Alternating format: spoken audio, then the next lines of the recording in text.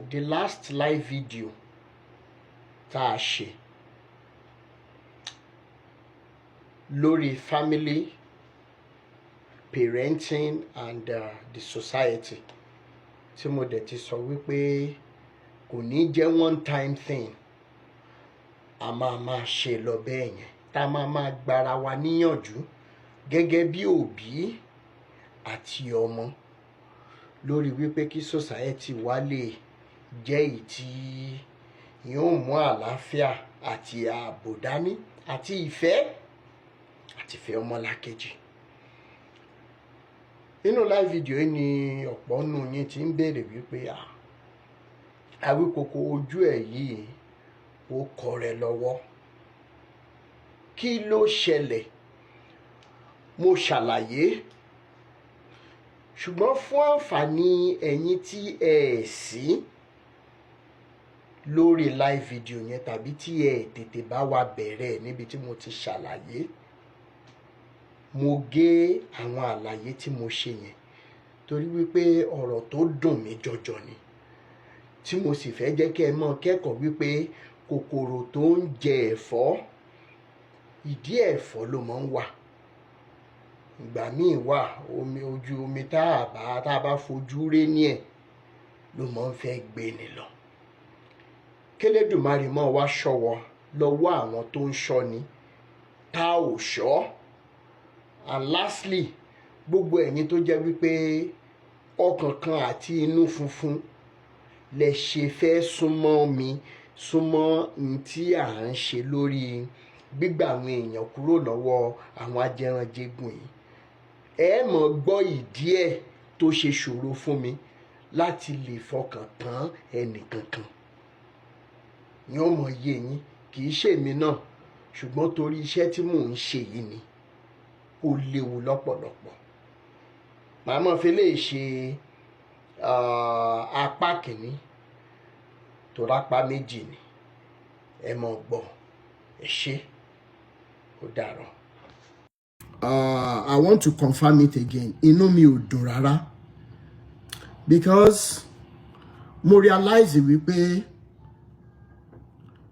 when we come to talk about pastors, when we come to talk about the affairs, when we come to talk about the traditionalists, we are so jumpy because it is such a very useless and wicked society where we always want to point accusing fingers. Yeah, it is always very easy for us. But have we decided to stop for a bit and look inwardly? Why am I starting with this direction? I started this religious revolution and liberation not knowing where it will lead me, seeing where we have come today, that so many people that will have abused me in 2018, 2019, we are now coming together as family members to be fighting this battle.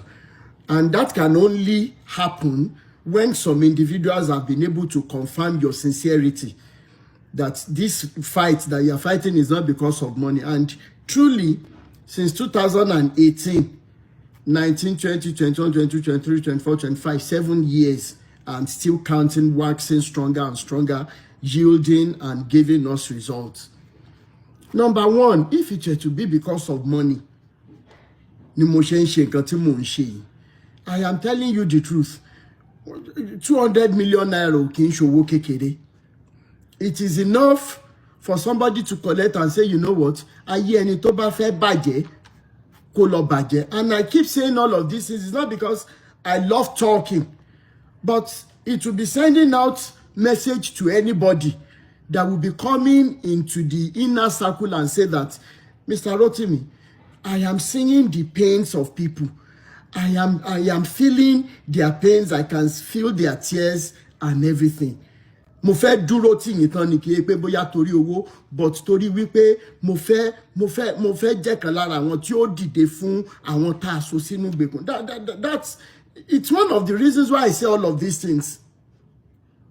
So if they offered me 200 million naira, June as at 2024 tí mo gbé yàlá yẹn nìyẹn ṣepò tí mo dẹ̀ ń sọ fáwọn pásítọ̀ yín wípé tẹ́ bá fẹ́ rányàn wá again láti offer mi lówó pé kí n má sọ̀rọ̀ mọ́ ẹ jọ̀ọ́ nítorí Ọlọ́run tẹ́ bá mọ̀ pọ̀ ọmọ ọkọ nìyí tẹ́ kì í ṣe bàbá ìyá kan bàbá mẹ́wàá ẹ jẹ́ kí wọ́n máa lo real number láti pè mí tí màá dẹ́ record so dẹ̀ máa lórí láyà láti sọ torí ọmọ ọkọ nìyí ẹ̀ iṣọ́ máa lè pé ẹ̀yin lẹ́rẹ́ ní báyẹn pé kán wá offer mi lówó. I said it times without number.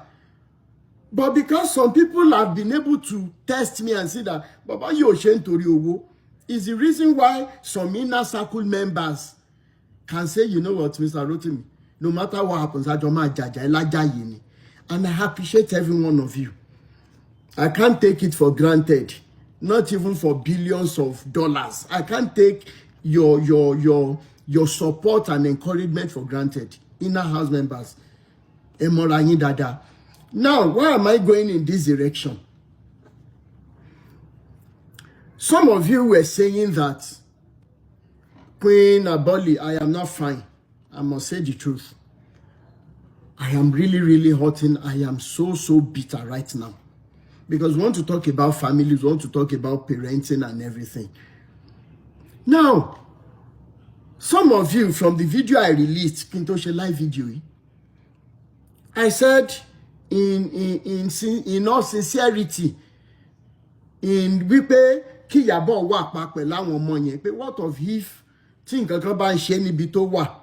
So you are worried, and in out of your being worried, in out of your being concerned, in all sincerity, lẹ ṣe ń béèrè lọ́wọ́ mi pé Rótìmí àwọn family Ìyábọ̀ gangan fúnra wọn ńkọ́ kí ni wọ́n ń ṣe. And all Nigerians know that when we are dealing with so many of these men, men of God, the reason why some people are not bold to speak up, kí ẹ pé bóyá torí Jésù kankan tó máa pa wọ́n, kí ẹ pé bóyá torí touch not my anointed, because we have been able to deal with that, pé kò sí anointing kankan tó ń touch anybody. Àwọn fúnra wọn náà class ara wọn so that tó bá hùwà burúkú kéèyàn má lè sọ. Now Shane Sanpe touch not my not today. So if you don't know, go and know. We have been able to bust that myth, those lies. Okay. It is very dangerous an assignment that we are doing, and I think that people will realize how much my own life is even in danger. Yes, based on jurisdiction. Wọ́n lè kú gidi pé okay, wọ́n wá sí Arizona, wọ́n fẹ́ wá ṣe kíní kan, wọ́n ní láti wá sí US láti wá ṣe tán bá máa ṣe. But still, if somebody will know how much, if there is an instrument to measure how much love one has for his nation, his country, I am telling you, tẹ́ bá gbé instrument yẹn jáde lẹ́ni, ẹ máa wọ̀n bí mo ṣe nífẹ̀ẹ́ Nigeria tó, you will be weeping for me for being outside that nation, because every day I wake up outside Nigeria, it is a torment in my system. It brings me pain to the extent that timba parokolo fi ajemi timba wo old Nigerian movies, bóyá bí irú àwọn Checkmate, Owo Blow, and so many other Toluwanile and all these old movies don't make sense. I see myself weeping. I was listening to Orisi Anesi Olusewaye Jowo. I was listening to this song using my break. I played it more than 10 times. I was weeping without being able to control myself because of the love I have for that nation called Nigeria. Unfortunately, the Nigeria of then is not the same Nigeria we are living for our children if it will continue to exist in the first place. What am I saying? All of these things, that my life is even in danger. One threatening me nínú inbox, one threatening me lórí nínú comment tẹ́ẹ̀rí pé tí wọ́n bá bí mi dá kí n wá sí Nigeria pé wọ́n máa pa mí ni. Wọ́n ti rán cultist sí mi. Ta ni wọ́n rán sí mi tán pé tí wọ́n bá bí mi dá kí n máa bọ̀ Nigeria láwọn pastors yìí. And I think that somebody will understand that it is not for any ulterior motive that I am coming out to speak on behalf of victims who have lost their voices for so many years. And look at where we are today based on consistency and everything. And in my agitations to make sure that Iyabo is found, is located, I don't have any ulterior motive against Oluwalo. Tẹ́ bá gbé ogun wá báyìí máa fi búra. Tẹ́ bá gbé anything wá ayé lala máa fi búra. And it will surprise all of you. But I cannot hide the fact that I am worried about the whereabouts of Iyabo and the children. Being somebody that I knew late 90s, early 2000. It is out of this worry that I'm speaking. That imagination, tí Iyabo bá jẹ́ direct sibling me, won't I stand up? Then the way I am raised, the way I grew up, somebody does not have to be your sibling before you make them, before you see a family in them. So what happened? So many of you that stood up and said, Mr. Rotimi, Edrona, family Iyabo gangan kọ́, ó yẹ káwọn náà sọ̀rọ̀ síta. Okay, ẹ̀yin kan béèrè, not because you love what we are doing. Ṣùgbọ́n torí pé ẹ fẹ́ pa wá lẹ́nu mọ́ pé nígbà tí family Iyabo ò bá sọ̀rọ̀, a máa wo bí tẹ́ máa gbé kéèsì gbà tó bá yá yín ẹ máa dákẹ́. And I don't know what to say to you, because if you are one of those people who, because of one ulterior motive or the other, you are against us on this case, thinking that we have personal vendetta against anybody, be in front of a mirror and see that you are a beast. Either as a woman or as a man, you will be looking at a beast. Finally, wọ́n ní pé ká fọgbọ́n ọlọ́gbọ́n ṣọgbọ́n kì í jẹ́ ká pe àgbà ní wèrè.